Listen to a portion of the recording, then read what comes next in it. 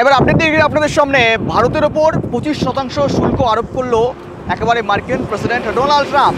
পাশাপাশি বলা যেতে পারে অর্থাৎ 25% ট্যারিফ একেবারেই মাসুল গুনতে হবে ভারতীয় বাণিজ্যিক দিক থেকে। আর সেখানেই এবার পাকিস্তানের সঙ্গে একটা বড়সড় তেল চুক্তি সম্পন্ন করলো মার্কিন প্রেসিডেন্ট ডোনাল্ড ট্রাম্প। আর সেখানে এবার পাল্টা ভারতও পিছিয়ে নেই, ভারতও পাল্টা বিবৃতি জারি করেছে।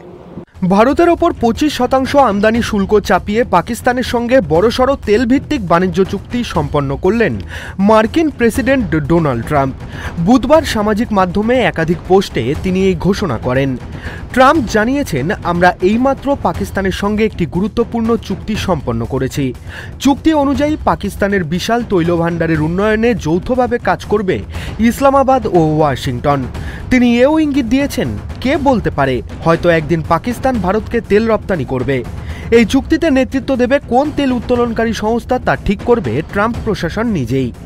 একই দিনে ট্রাম্প ঘোষণা করেছেন, ভারত থেকে আমদানি হওয়া সমস্ত পণ্যে 25% শুল্ক বসানো হচ্ছে।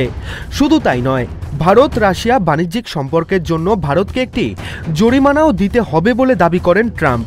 যদিও এই পেনাল্টির প্রকৃতি বা পরিমাণ সম্পর্কে তিনি স্পষ্ট কিছু জানাননি। একটি পোস্টে ট্রাম্প লিখেছেন, ভারত আমাদের বন্ধু রাষ্ট্র হলেও ওরা আমাদের থেকে অতিরিক্ত শুল্ক নেয়। তাছাড়া রাশিয়া থেকে অস্ত্র ও জ্বালানি কেনায় আমি সন্তুষ্ট নই। ট্রাম্পের এই ঘোষণার পরপরই ভারতের বাণিজ্য মন্ত্রক একটি বিবৃতি জারি করে জানায়, দেশের স্বার্থ রক্ষার্থে উপযুক্ত কূটনৈতিক পদক্ষেপ নেওয়া হবে।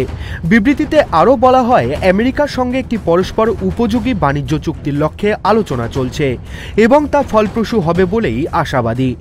বিশ্লেষকরা মনে করছেন, ট্রাম্পের এই পদক্ষেপ দক্ষিণ এশিয়ায় আমেরিকার কৌশলগত অবস্থান বদলে দেওয়ার ইঙ্গিত। সাবেক কূটনীতিক ও বাণিজ্য বিশ্লেষকরা বলছেন, এই ঘটনা প্রবাহ শুধু বাণিজ্য নয়, বিশ্ব রাজনীতিরও অংশ। শুল্ক ও জ্বালানি দুটি এখন ভূ রাজনীতির হাতিয়ার।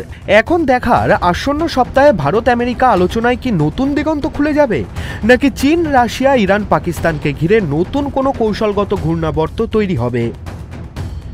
Bureau report, tribe TV Bangla.